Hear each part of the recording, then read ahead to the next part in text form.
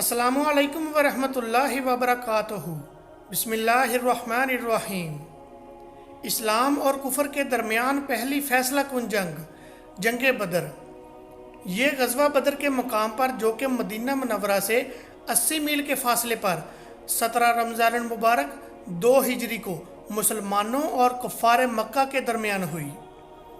بدر میں مسلمانوں کی تعداد 313 تھی، جبکہ کفار کی تعداد 1000 تھی۔ اس جنگ میں مسلمانوں کو فتح ہوئی۔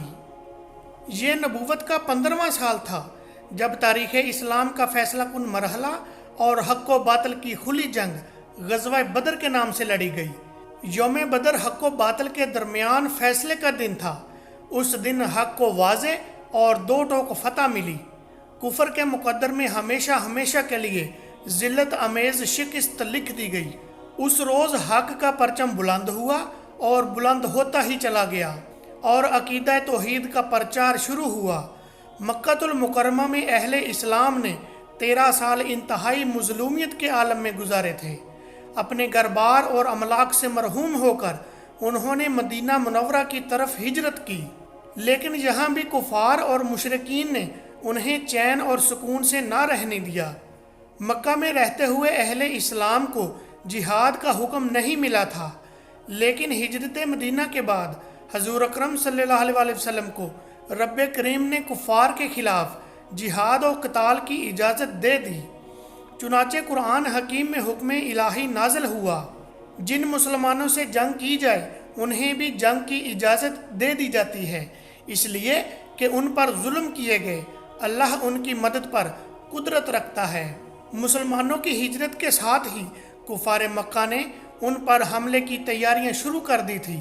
صرف موقع کا انتظار تھا، جو ابو سفیان رضی اللہ تعالیٰ عنہ کے ایلچی نے مسلمانوں کے متوقع حملے کا خدشہ ظاہر کر کے پیدا کر دیا۔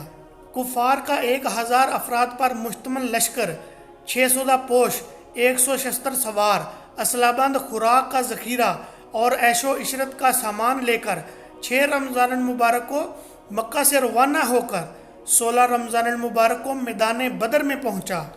گو کہ تجارتی قافلے کی بے خیریت واپسی کی اطلاع ابو جہل کو مل چکی تھی، تاہم اس نے تکبر اور غرور میں کہا کہ ہم بدر تک ضرور جائیں گے، وہاں 3 دن تک جشن منائیں گے، اور اگر مسلمان ہتھے چڑھ گئے تو ان کا کام تمام کر کے پورے عالم عرب میں اپنی بہادری کا سکہ منوائیں گے۔ مسلمانوں کا لشکر جب مقام فران پر پہنچا تو اطلاع ملی کہ کفار مکہ کا لشکر مکہ سے نکل پڑا ہے۔ حضور اکرم صلی اللہ علیہ وسلم نے اطلاع پا کر صحابہ کرام سے مشورہ طلب فرمایا، تو حضرت ابوبکر صدیق اور حضرت عمر فاروق رضی اللہ تعالیٰ عنہ نے سب سے پہلے عرض کیا، یا رسول اللہ صلی اللہ علیہ وسلم، ہم دل و جان سے مقابلے کے لیے حاضر ہیں، آپ صلی اللہ علیہ وسلم ہمیں اشارہ کریں۔ حضرت عمر رضی اللہ تعالیٰ عنہ نے کہا، ان لوگوں سے اللہ کی راہ میں لڑو جو تم سے لڑتے ہیں۔ حضرت مقدد بن اسود رضی اللہ تعالیٰ عنہ نے عرض کیا، یا رسول اللہ صلی اللہ علیہ وسلم، اللہ نے جس چیز کا آپ کو حکم دیا ہے اسے انجام دیجئے۔ ہم بنی اسرائیلیوں کی طرح یہ نہیں کہیں گے کہ موسیٰ علیہ السلام اور تمہارا رب جا کر لڑو، ہم یہیں بیٹھیں گے۔ ہم آپ صلی اللہ علیہ وسلم کے آگے پیچھے، دائیں بائیں، ہر طرف لڑیں گے۔ حضرت سعد بن معاذ رضی اللہ تعالیٰ عنہ نے عرض کیا، قسم ہے اس ذات کی جس نے حق کے ساتھ آپ کو محبوس فرمایا، اگر آپ حکم دیں تو ہم سمندر میں کود پڑیں، آپ اللہ کے نام پر ہمیں حکم دیجئے۔ مجاہدین کا جذبہ جہاد دیکھ کر آپ صلی اللہ علیہ وسلم بے حد خوش ہوئے اور تیاری کا حکم دیا۔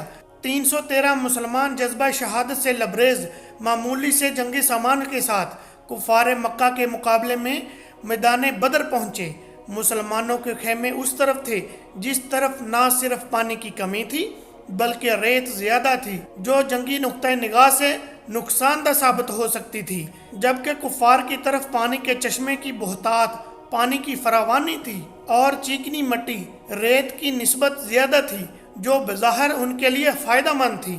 کفار نے رات عیش و عشرت میں گزاری، جبکہ مجاہد اعظم صلی اللہ علیہ وسلم پوری رات اپنے رب کی عبادت میں مشغول رہے اور مٹھی بھر مسلمانوں کی کامیابی کے لیے دعائیں مانگتے رہے۔ اللہ تعالیٰ نے باران رحمت نازل فرمائی، جس سے مجاہدین کی تھکاوٹ دور ہو گئی اور وہ تازہ دم ہو گئے۔ 17 رمضان المبارک کو فجر کی نماز کے بعد حضور اکرم صلی اللہ علیہ وسلم نے خطبہ ارشاد فرمایا۔ سامنے مکہ کے کفار تکبر اور غرور کی دیوار بن کر کھڑے تھے۔ وہ دن تاریخ اسلام میں اپنی مثال آپ تھا، کیونکہ بھائی کے مقابلے میں بھائی اور باپ کے مقابلے میں بیٹا کھڑا تھا۔ خون کے رشتے باطل ہو چکے تھے۔ ذاتی جنگ کی بجائے حق و باطل کی جنگ تھی۔ رشتے کی کوئی وقت تھی، نہ خون کی کوئی اہمیت۔ اللہ اور اس کے رسول صلی اللہ علیہ وسلم کی محبت تمام رشتوں پر حاوی تھی۔ شوق شہادت سے ہر مجاہد سرشار نظر آتا تھا۔ سورج طلوع ہوتے ہی سب سے پہلے عبد الاسد مقابلے کے لیے نکلا، تو حضرت امیر حمزہ رضی اللہ تعالیٰ عنہ نے اس کا مقابلہ کر کے اس کا کام تمام کر دیا۔ اس کے بعد یکے بعد دیگر قریش کے نامور سردار قتل ہونے شروع ہو گئے۔ کفار گھبرا کر یک بارگی حملہ کر کے مسلمان لشکر پر ٹوٹ پڑے۔ نبی کریم صلی اللہ علیہ وسلم نے میدان جنگ پر نظر دوڑائی اور آسمان کی طرف نگاہ اٹھا کر ان الفاظ میں اپنے پروردگار کی امداد طلب فرمائی: اے اللہ، تجھ سے تیرے وعدے اور عہد کا سوال کرتا ہوں۔ اے اللہ، اگر مسلمانوں کی یہ جماعت ہلاک ہو گئی تو پھر زمین پر تیری پرستش کبھی نہ ہوگی۔